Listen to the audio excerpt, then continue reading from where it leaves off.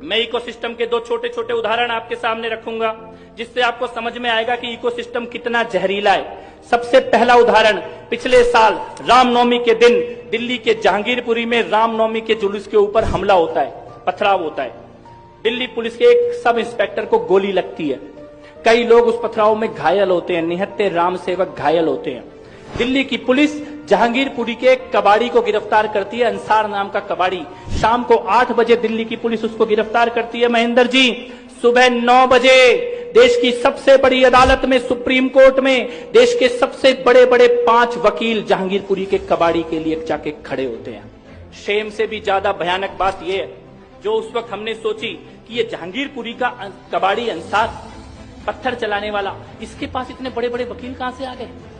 अगर आप और हम अपना घर बेच के भी उन 5 वकील को 12 घंटे के अंदर सुप्रीम कोर्ट में खड़ा करने की कोशिश करेंगे, हमें अपॉइंटमेंट भी नहीं मिलेगा उन वकीलों से। 12 घंटे के अंदर अपॉइंटमेंट भी नहीं मिलेगा। पैसा तो होगा ही नहीं, पैसा आ भी गया कहीं से घर बार बेच के, तब भी अपॉइंटमेंट भी नहीं मिलेगा। लेकिन जहांगीरपुरी के कबाड़ी के लिए देश के 5 सबसे बड़े वकील 12 घंटे के अंदर देश की सबसे बड़ी अदालत में खड़े थे। तब हमने ये सोचा कि ये कैसे संभव है, कैसे, कौन है वो लोग जो अंसार को इतने बड़े बड़े वकील दे रहे हैं। तो एक नाम सामने आया, जमीयत उलेमाए हिंद। जमीयत उलेमाए हिंद ने जहांगीरपुरी के अंसार के लिए देश के सबसे बड़े बड़े वकील खड़े कर दिए थे। तो हमने सोचा कि जमीयत उलेमाए हिंद क्या है, इसके बारे में जानने की कोशिश की जाए। इनके पास इतना पैसा कहां से आ रहा है। तो पता लगा, अहमदाबाद में जो बम ब्लास्ट हुए थे, आतंकवादी हमले हुए थे, जिन आतंकवादी हमलों में पुलिस ने आतंकवादियों को न केवल पकड़ा बल्कि सबूतों के साथ कोर्ट में ले जाके उनका गुनाह साबित करके सजा दिला दी 36 लोगों को।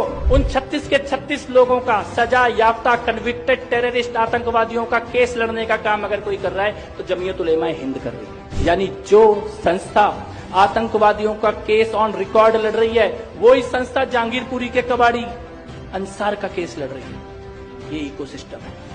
और उसके पास पैसा कहां से आता है, बड़ा सोचने का विषय है। आप लोग इस विचार को यहां से लेके जाना, जमीयत उलेमाए हिंद के पास पैसा कहां से आता है।